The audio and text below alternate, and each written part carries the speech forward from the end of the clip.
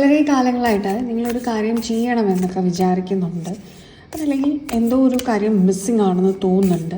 എന്നാൽ അത് എന്താണെന്ന് ക്ലിയർ ആകുന്നില്ല. എന്ത് സ്റ്റെപ്പ് എടുത്ത് ചെയ്യണമെന്നോ എന്താണൊരു തടസ്സമെന്നോ മനസ്സിലാവുന്നില്ലെങ്കിൽ നമുക്ക് യൂണിവേഴ്സിനോട് ചോദിക്കാം, എന്താണ് നിങ്ങളിപ്പോൾ അറിയേണ്ടത്.